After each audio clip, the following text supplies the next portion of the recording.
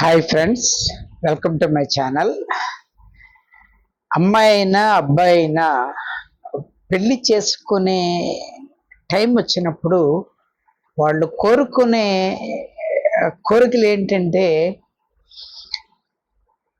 నన్ను చేసుకునే వాళ్ళు అందంగా ఉండాలి, ఫైనాన్షియల్గా కొంచెం స్టెబిలిటీగా ఉండాలి, నేను చెప్పిందే చెప్పినట్లు వినాలి, నన్ను నా కుటుంబాన్ని బాగా చూసుకోవాలి. ఇంకా రిమైనింగ్ కోరికలు కలుగుతూ ఉంటాయి, అవి కామనే. అండ్ ఎడిషన్ తల్లిదండ్రులు, ఇరువైపుల తల్లిదండ్రులు కోరుకునేది ఏంటంటే సేమ్ క్యాస్ట్. ఇది కూడా నో ప్రాబ్లం, ఎవరి క్యాస్ట్ వాళ్ళని చేసుకుంటాం అనేది కూడా చాలా కామన్ విషయం. అయితే కొంతమంది వాళ్ళు ఇది వరకు ఎన్ని తప్పులు చేసినా, అమ్మాయి అబ్బాయితో తిరిగినా, అబ్బాయి అమ్మాయిలతో తిరిగినా, ఎన్ని అలవాట్లు ఉన్నా సరే నేను చేసుకునే వాళ్ళు పవిత్రంగా ఉండాలి. ఆడవాళ్ళైతే మగవాళ్ళతో అసలు పరిచయమే ఉండకూడదు, మగవాళ్ళైతే ఆడవాళ్ళతో అసలు పరిచయాలు ఉండకూడదు, ఎటువంటి అలవాట్లు ఉండకూడదు. వచ్చేవాళ్ళు దైవలోకం నుంచి దిగి వచ్చిన వాళ్ళు మాత్రమే కావాలి అని కోరుకుంటారు. Of course before the marriage వాళ్ళు ఎంజాయ్ చేసే, ఎంజాయ్ అంటే సరిగ్గా అర్థం కాకపోవచ్చు, వాళ్ళ యొక్క శారీరక అవసరాల కోసం ఏ క్యాస్ట్ అయినా పర్వాలేదు ఎంజాయ్ చేస్తారు. బట్ మ్యారేజ్కి వచ్చేటప్పటికి మాత్రం సేమ్ క్యాస్టే కావాలి. ఇది ఎక్కువగా మెన్ సైడ్, మగవాళ్ళ సైడ్ నుంచి ఎక్కువగా వినపడుతూ ఉంటాయి. అలా మోసపోయిన వాళ్ళు అనేక మంది నిరాహార దీక్షలు చేయటం, ధర్నాలు చేయటం, పెళ్లి చేసుకుంటానని మోసం చేసి తర్వాత తీరా పెళ్లికి వచ్చేటప్పటికి నన్ను వదిలించేసుకొని వేరే వాళ్ళని చేసుకుంటున్నారని పెద్ద పెద్ద అధికారుల మీద కూడా కేసులు పెట్టిన సందర్భాలు అనేకమైనవి చూసాం. జస్ట్ వాళ్ళ మీద కేసు పెడతారు, కేసు పెట్టిన తర్వాత బయటకు వచ్చేయటం, బెయిల్ మీద రావటం ఇవన్నీ సహజమే. బట్ ఇక్కడ దెబ్బతిన్న మనిషి ఎవరైతే ఆల్రెడీ ఒక వ్యక్తితో తిరిగిన వాళ్ళు, మేము పెళ్లి చేసుకుంటామని విచ్చలవిడిగా తిరిగి అందరి నోట్లో నాన్ని వాళ్ళు, పెళ్లికి సంబంధం ఎప్పుడైతే అబ్బాయి చేసుకోవట్లేదని అంటే వాళ్ళ మీద మనం అనేకమైన చరిత్ర పాఠాలు పుంఖానుపుంఖాలుగా రాసేస్తూనే ఉంటాం. అవి జరుగుతూనే ఉంటాయి, వాళ్ళు అక్కడ కుమిలిపోతూనే ఉంటారు. బట్ వీటి మీద అనేకమైన చట్టాలు ఉన్నాయి, రకరకాలైన పద్ధతులు ఉన్నా సరే గోయింగ్ ఆన్ ఈ రోజుల్లో ఇంకా ఎక్కువైపోయినాయి. అయితే వాళ్ళు కోరుకునే క్యాస్ట్ వాళ్ళు మాత్రమే నేను పెళ్లి చేసుకోవాలి అని అనుకున్నప్పుడు, మరి బిఫోర్ నీకు ఎంజాయ్ చేసేటప్పుడు క్యాస్ట్ గుర్తుకు రావటం లేదా? అప్పుడు లేని అంటురోగం ఇప్పుడు ఎందుకు వచ్చింది అన్న విషయం గురించి ఈరోజు నేను వీడియో చేద్దాం అనుకుంటున్నాను. ఇంట్రడక్షన్ నా వర్డ్స్ చెప్పాను. ఇటువంటి విషయాలు అందరికీ తెలియాలి, ఎందుకంటే మన సొసైటీలో మార్పు రావాలి, మనిషి యొక్క మనస్తత్వంలో మార్పు రావాలని ఉద్దేశంతో చేస్తున్నాను. క్యాస్ట్ని కించపరచాలని ఉద్దేశం కాదు, ఇంకా వేరే రకంగా కాదు. నా వీడియో పూర్తిగా చూస్తే కనుక నా ఇంటెన్షన్ ఏంటో అర్థం అవుద్ది. Thank you very much. అసలు బిఫోర్ క్యాస్ట్ గురించి వెళితే, చిన్న పిల్లవాడిని సహజంగా స్కూల్లో జాయిన్ చేసినప్పుడు, లేకపోతే ఏదన్నా పని మీద ఎక్కడికైనా వెళ్ళినప్పుడు మీ క్యాస్ట్ ఏంటన్నా అని అడిగితే డెఫినెట్గా అబ్బాయి క్యాస్ట్ విత్ సబ్ క్యాస్ట్తో సహా చెప్తాడు. అది ఎలాగా అంటే, మా నాన్న చెప్పారు, మా నాన్నది అదే క్యాస్ట్. వాళ్ళ నాన్నగారిని అడిగితే మా నాన్న అదే క్యాస్టు, ఆయన్ని అడిగితే మా నాన్న అదే క్యాస్ట్. ఇలా తరాలు తరాలు తరాలు తరాలుగా వెళ్ళిపోయిన క్యాస్ట్ ఎక్కడ ఆరంభమైందంటే, మనిషి పుట్టినప్పుడు క్యాస్ట్తో పుట్టలేదు, పుట్టిన తర్వాత ఆది మానవుడిగా ఉన్నప్పుడు కొన్ని సమూహాలుగా ఏర్పడిన తర్వాత ఒకళ్ళ మీద ఒకళ్ళ ఆధిపత్యం చలాయించుకునే టైంలో ఒకడు ఎక్కువ ఒకడు తక్కువ అన్న ఆలోచన మనిషికి వచ్చినప్పుడు తప్పనిసరిగా తనకంటే తక్కువ వాడిని తక్కువగానే చూస్తాడు, తనకంటే ఎక్కువగా ఉన్న వాళ్ళనే ఇంకా కలుపుకుందామని చూస్తాడు. అలాగ ఏర్పడిన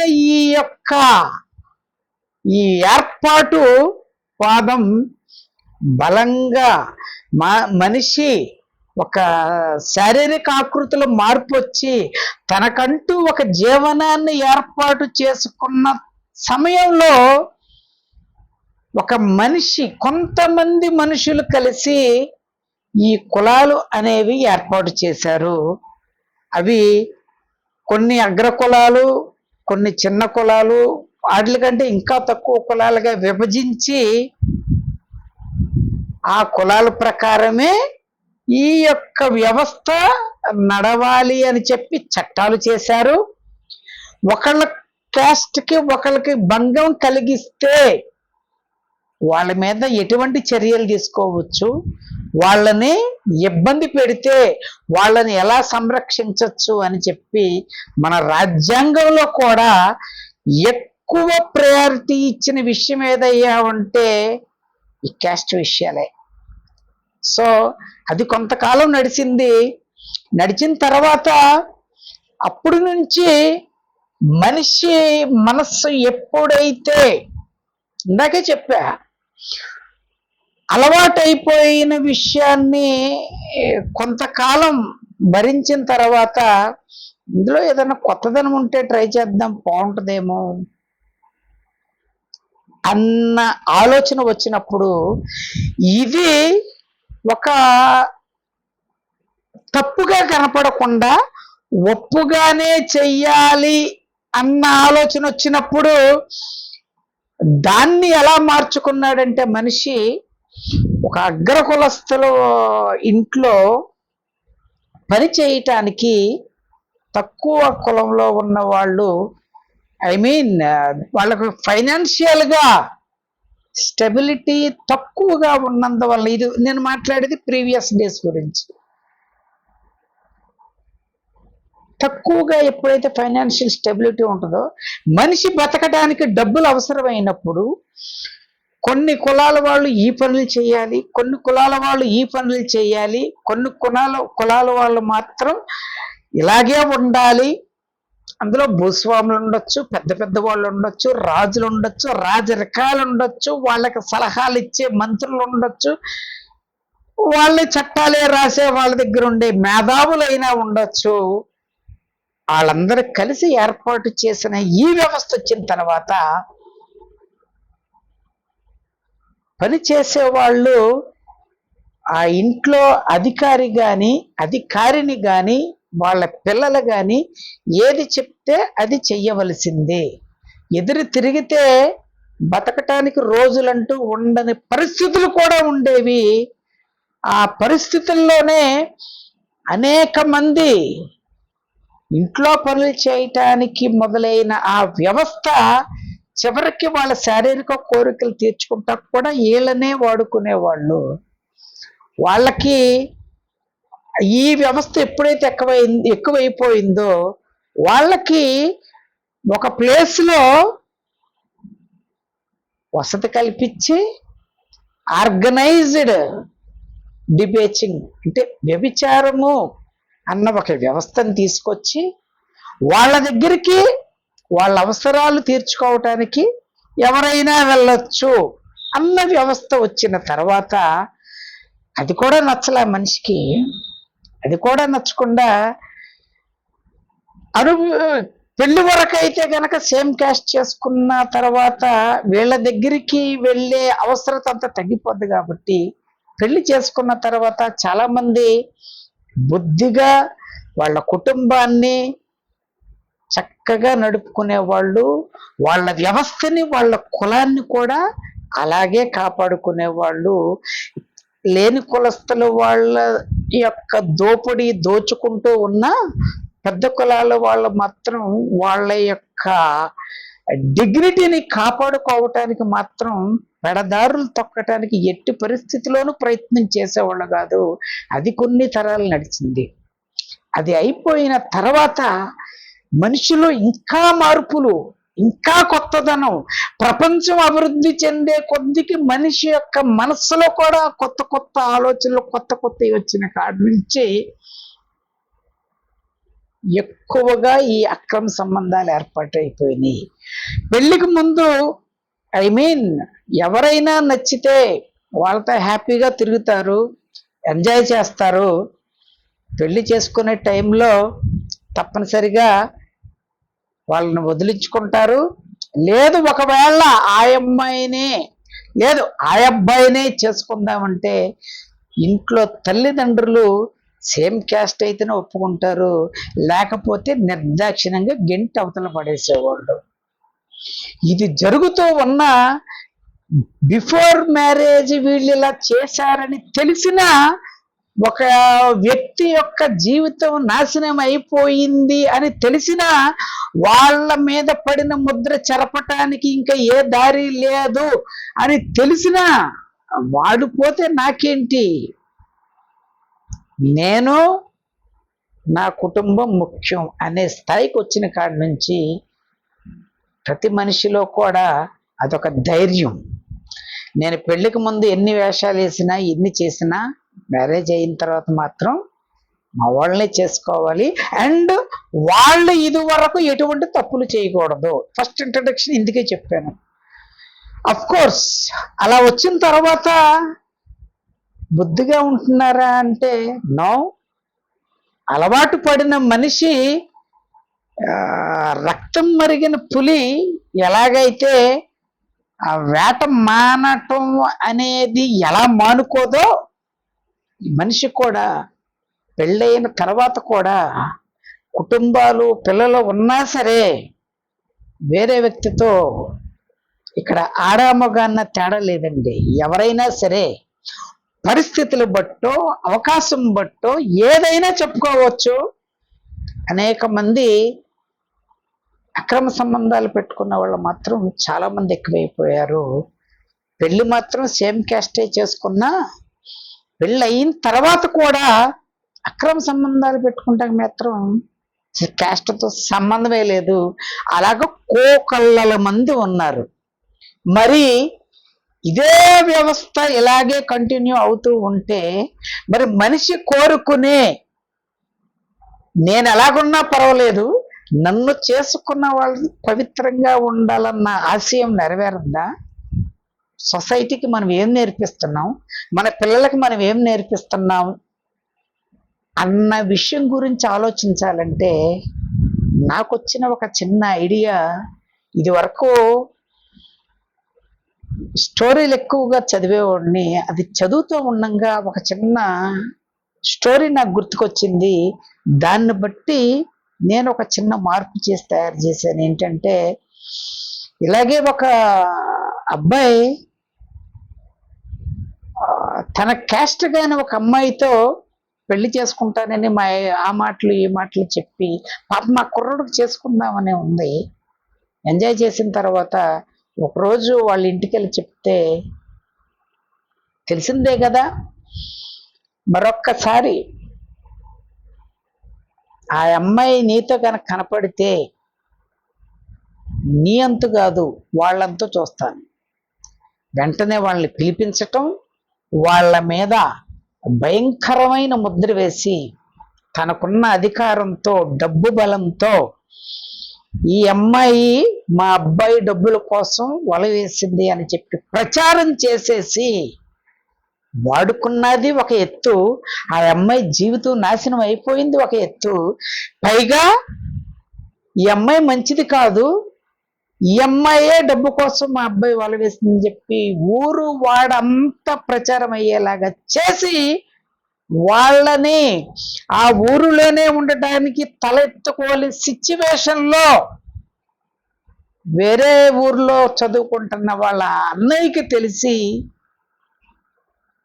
బాధతో ఇంటికి రావటం, ఇంటికి వచ్చిన తర్వాత వాళ్ళ చెల్లిని ఒకే ఒక్క మాట అంటాడు, అమ్మా చక్కగా చదువుకున్నావు, ఎందుకని ఇలాంటి తప్పుగా కొంచెం రాంగ్ స్టెప్ తీసుకున్నావు అని అడిగితే, నేను నన్ను క్షమించు, నన్ను పెళ్లి చేసుకుంటాను అని చెప్పి కొన్ని సంవత్సరాలు నా వెంటపడ్డాడు, నేను ఎన్నిసార్లు రిజెక్ట్ చేసినా సరే అనేక ప్రయత్నాలు చేసి నన్ను ఒప్పించాడు, అతని మనస్తత్వం చూసి మనల్ని ప్రేమించే వ్యక్తే కదా మనకి జీవితాంతం తోడుండేది అనే ఒక చిన్న అసూయ లాంటి కోరికతో నేను అతనికి యాక్సెప్ట్ చేశాను.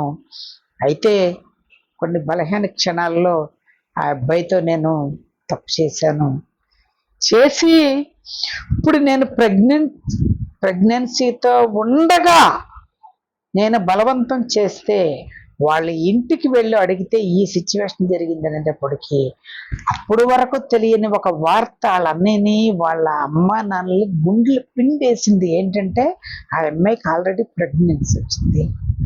వచ్చిన తర్వాత ఇంకా ఆ అమ్మాయి జీవితం ఏం చేయాలి, చెల్లి ఆల్రెడీ తప్పు చేసింది, జరిగింది చెప్పింది, ఏం చెయ్యాలి అని వాళ్ళ అన్నయ్య ఆలోచించి, వాళ్ళ అన్నయ్య చదువుకునే దగ్గర స్టూడెంట్ లీడర్గా వాటిలుగా ఉంటాడు.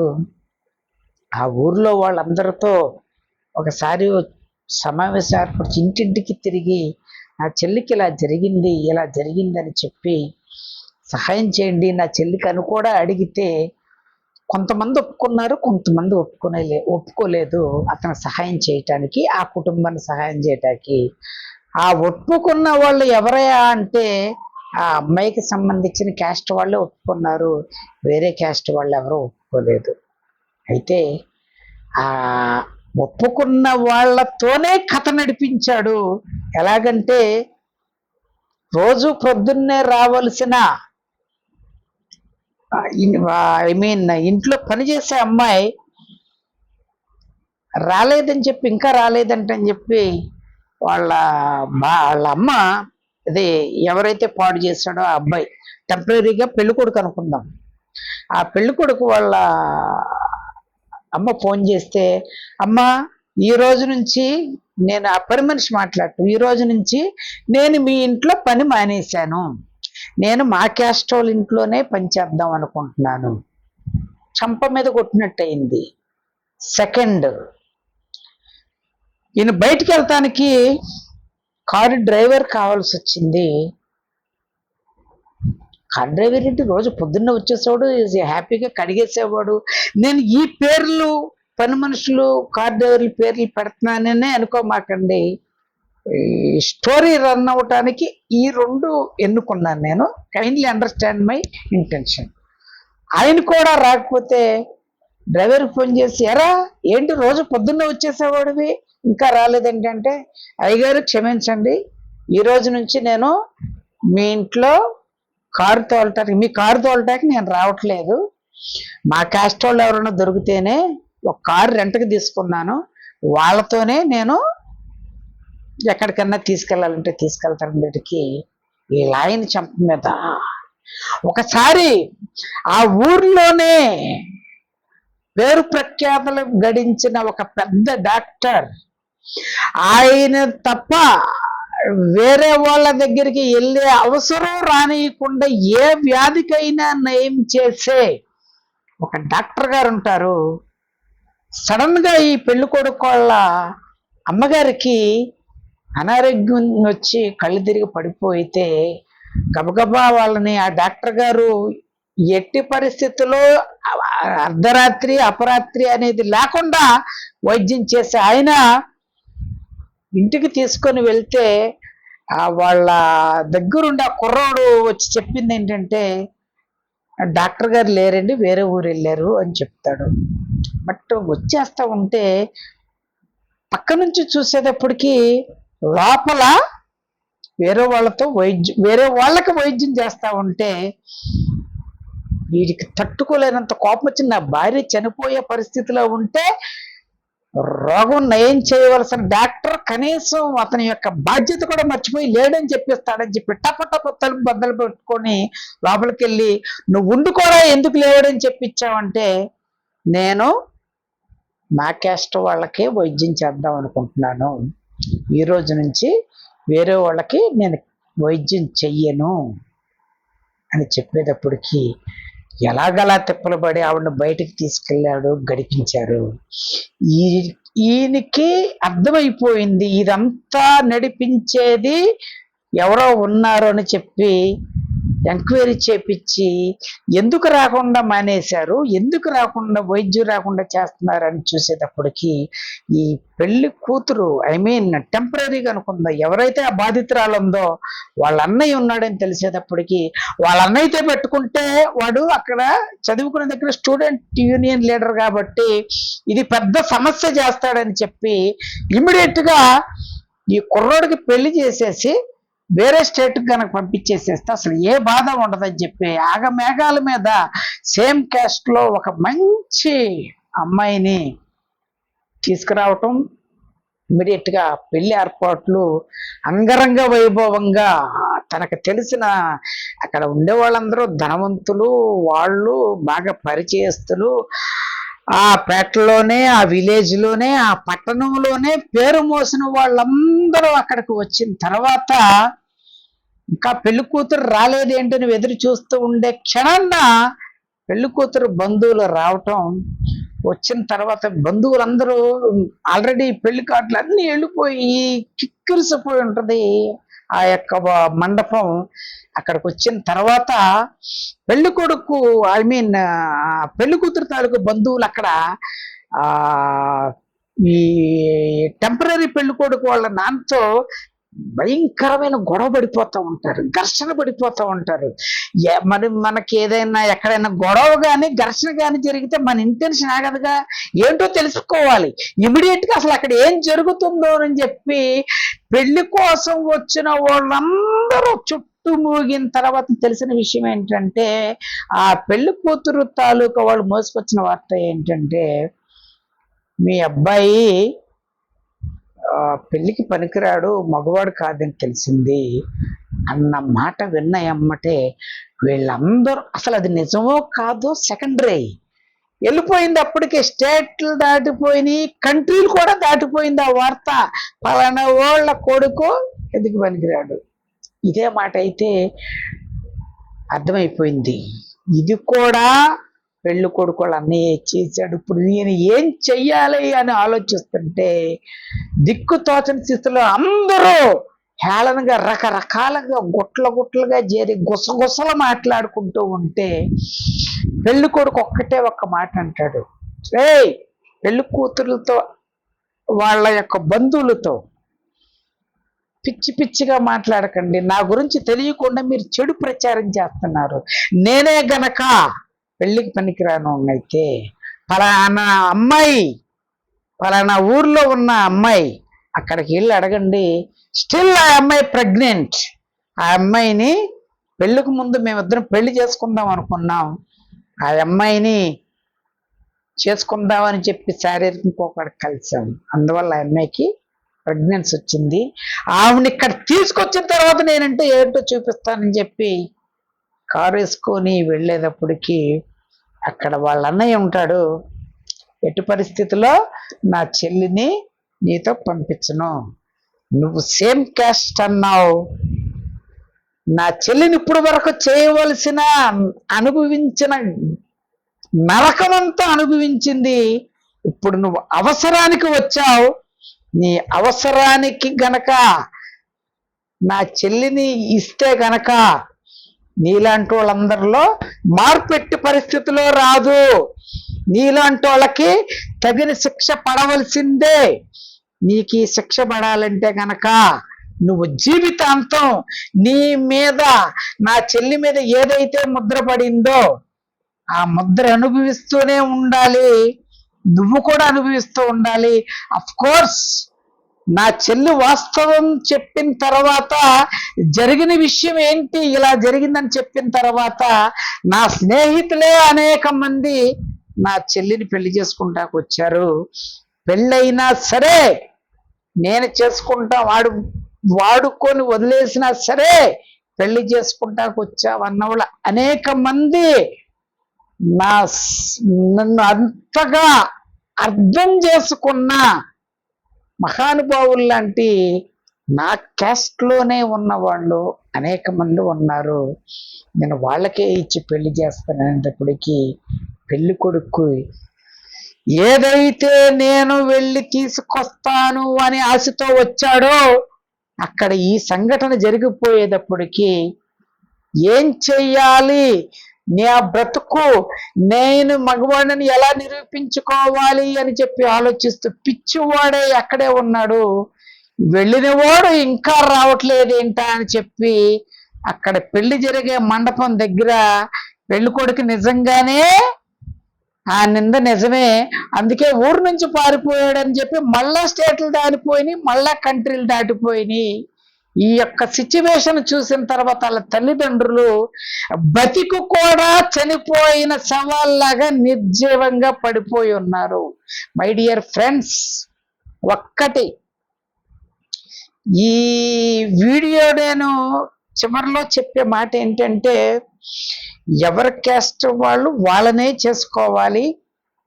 ఇష్టమైతే వేరే క్యాస్ట్ని కూడా చేసుకోవచ్చు, అది వాళ్ళ ఇష్టాల మీద ఆధారపడి ఉంటుంది. కానీ నాకు పెళ్ళికి మాత్రం సేమ్ క్యాస్టే కావాలి.